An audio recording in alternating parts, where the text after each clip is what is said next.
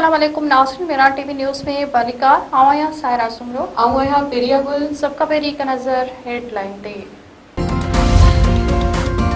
वजीर आजम शहबाज शरीफ सां एमक्यूएम वफ़द मुलाकात कई। इस्लामाबाद में एमक्यूएम वफ़द ख़ालिद मक़बूल सिद्दीकी जी अॻवानी में वजीर आजम सां मुलाकात करे तजवीज़ूं पेश कयूं। वफ़द में डॉक्टर फारूक सत्तार ऐं अमीनुल हक शामिल हुआ। मुलाकात में नायब वजीर आजम इसाक डार ऐं राणा सनाउल्लाह समेत ॿिया अॻवान भी मौजूद हुआ। वजीर आजम एमक्यूएम जी तजवीज़नि ते लाॻापियल अख़्तियारनि खे गौर करण जी हिदायत। वजीर आजम शहबाज शरीफ चयो आहे त एमक्यूएम वफ़ाक़ी हुकूमत जी अहम इत्तेहादी पार्टी आहे। अवामी भलाई वारनि मंसूबनि ते एमक्यूएम हमेशा हुकूमत जो साथ ॾिनो आहे। अमरीकी सैन्य जंग बाबति करारदाद मंज़ूर करे वरिती। करारदाद ट्रंप खे ईरान खिलाफ़ ताक़त जे इस्तेमाल खां रोके सघे थी। करारदाद जे हक़ में ट्रंप जे रिपब्लिकन पार्टी जा 4 मेंबर भी साम्हूं अची विया। करारदाद जे हक़ में 50 ऐं मुखालिफ़त में 47 वोट आया। अमरीकी सदर डोनाल्ड ट्रंप चयो आहे त ईरान खे वॾो धचको ॾियणो आहे। ईरान वटि वक़्तु महदूद आहे। थी सघे थो ईरान मथां ॿीहर हमलो करणो पवे। 3 ॾींहं या ईंदड़ हफ़्ते हमलो थी सघे थो। ईरान जी जंग तेज़ी सां ख़त्म कंदासीं। ईरान खे एटमी हथियार रखण जी इजाज़त नथी ॾेई सघिजे। ईरानी परॾेही वज़ीर अब्बास इराक़ची चयो आहे त अमरीका ॿीहर अगराई कई त हाणे रद्दअमल हैरत अंगेज़ हूंदो। अमरीका धमकी खे अमन जो मौक़ो बणाए पेश करे रहियो आहे। पंहिंजे बयान में ईरान जे परॾेही वज़ीर वधीक चयो आहे त ईरान अमरीका जो जदीद जहाज़ F-20 किराए दुनिया जी वॾी क़ुवत बणिजी वियो आहे। ॿीहर जंग शुरू थी त अमरीका जा वधीक जहाज़ किराइण लाइ तयार आहियूं। वफ़ाक़ी घरू वज़ीर मोहसिन नक़वी ॿिनि ॾींहं जे दौरे दौरान ॿीहर ईरान जे दौरे ते तेहरान पहुची वियो। मोहसिन नक़वी अमरीका ईरान ॻाल्हियुनि जे हवाले सां ईरानी क़यादत सां मुलाक़ातूं कंदो। वफ़ाक़ी घरू वज़ीर 2 ॾींहं अॻु ईरान जो दौरो करे ईरानी परॾेही वज़ीर ऐं ॿियनि सां मुलाक़ातूं कयूं हुयूं। चीन ऐं रूस विच में तवानाई समेत ताउन जा 20 मुआहिदा। चीनी रूसी सदर जामे स्ट्रेटेजिक ताउन जे गॾियल पधिराई ते सयूं करे छॾियूं। चीनी सदर शी जिनपिंग चयो आहे त रूस ऐं चीन खे गुंडागर्दी ऐं तारीख़ पलटजण वारनि क़दमनि जी मुखालिफ़त करणु घुरिजे। अमरीका ईरान जंग खे रोकणु ज़रूरी आहे। वधीक वेहड़ गैर दानिशमंदी हूंदी। दुनिया जंग जे कानून तरफ़ वापसि वञण जी ख़ातिरी खे मुंहुं ॾेई रही आहे। रूस जे सदर प्यूटन चयो त रूस अमरीका समेत पंहिंजे भाई वारनि सां ताउन करण लाइ तयार आहे। रूस चीन लाॻापा आलमी इस्तेहकाम में मददगार बणिजी रहिया आहिनि।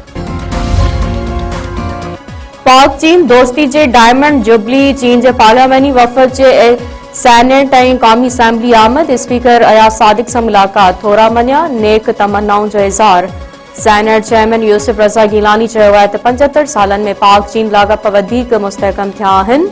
वफ़द जे दौरे सां पार्लियामानी स्ट्रेटेजिक ताउन जा वधीक रस्ता खुलंदा।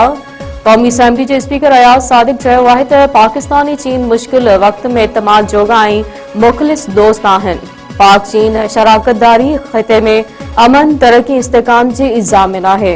नायब वज़ीर आज़म इसाक डार ख़िताब कंदे चयो आहे त चीन हमेशा पाकिस्तान जी सलामती ऐं ख़ुद मुख्तियारी जी हिमायत कई आहे। ख़ातून अवल आसफा भुट्टो ज़रदारी क़ौमी असेंबली में चीनी वफ़द जी आजियां कई। सिंध हुकूमत पारां कराची में ट्रकुनि ट्रालरनि ऐं ॻरियुनि लोडिंग गाॾियुनि लाइ शहर खां ॿाहिरि जदीद टर्मिनल क़ाइमु करण जो फ़ैसिलो। कराची पोर्ट खे नादरन बाईपास ते तजवीज़ कयल हैवी व्हीकल्स टर्मिनल सां मिलाइण लाइ ख़ुसूसी ट्रैक ठाहियो वेंदो। सीनियर सूबाई वज़ीर शहर ज़िले नाम मेंबर जी सदारत हेठि मास ट्रांज़िट अथॉरिटी बोर्ड जो इजलास। ईवी टैक्सी 500 बसुनि ऐं डबल डेकर मंसूबनि जी मंज़ूरी। सीनियर सूबाई वज़ीर शहर ज़िले नाम मेंबर चयो आहे त ट्रकुनि ट्रालुनि ऐं ॻरियुनि लोडिंग गाॾियुनि लाइ नादरन बाईपास ते जदीद टर्मिनल तामीर कयो वेंदो। हैवी व्हीकल्स टर्मिनल सां शहर में ॻरी ट्रैफ़िक जे दबाव में घटिताई ईंदी ऐं ट्रांसपोर्ट निज़ाम वधीक बहितर थींदो। सांगड़ में मुड़िस पारां कारे इल्ज़ाम वड़ी भाइरनि हवाले कयल औरत बेदर्दी सां क़तल। 15 ॾींहं अॻु परिणियल नारी सूमरी कंडाणी खे पंहिंजे मुड़िस कारे इल्ज़ाम ॾेई वर्कशॉप में भाइरनि हवाले कयो हो। जवाबदार अरबाब अली कंडाणी फायरिंग करे पंहिंजी भेण सूमरी कंडाणी खे क़तल करे फरार थी वियो। घरू वज़ीर जासिर लंजार नोटिस वठंदे SSP सांगड़ खां रिपोर्ट तलब करे वरिती। मुलविस जवाबदारनि खे फौरी तौर गिरफ़्तार करण जी हिदायत। कानपुर में जवाबदार कार्य इल्जाम हेठ पंहिंजी ज़ाल खे क़त्ल करे छॾियो। गढ़ी तेगो में जवाबदार सदोरो तेगाणी पंहिंजी घरवारी शबीरा खातून खे बंदूक जा फायर करे क़त्ल करण बाद फरार। अब्बा पजेती मारो खसे अब्बा तो चाहे कि मन मन के पूरी मस्जिद में फिट कर रहा हे दुकान में तो महीने के दुकान में कर दो ओ मारो के महीने के लगते ये तो छदाए तो आया अना जुड़े तो आहे बदे ओ लाए को चिंगला पाना कर है आना उनका फिक्र छाछ गई पाना भजियो असा नडड़े एडे खणी आया हूं। मेहड़ में वेशी जवाबदार मस्जिद अंदर पंहिंजे पुट खे गलो कपे क़त्ल करे छॾियो। ॻोठ उमीद देरो में जवाबदार अब्दुल रज़ाक मेमण पंहिंजे टिनि पुटनि खे मस्जिद अंदर क़त्ल करण जी कोशिश कई, जंहिं दौरान बनीगर अहमद अली ऐं अली जान भॼी जान बचाई। जवाबदार पंहिंजे 14 वरहनि जे पुट मोहम्मद अली मेमण खे तेज़दार औज़ार सां गलो कपे क़त्ल करे छॾियो।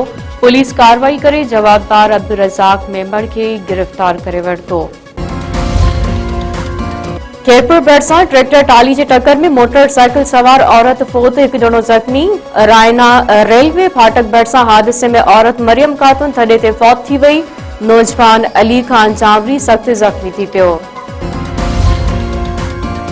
बांग्लादेश पाकिस्तान खे 78 रनसन तां हराए टेस्ट सीरीज़ खटे वरिती। 437 रनसन जो पीछो कंदे क़ौमी टीम 358 रनसन ते ऑल आउट। मोहम्मद रमज़ान सभ खां वधीक 94 रनसूं ठाहियूं। शान मसूद ऐं सलमान आगा 71 रनसन सां निमाया रहिया।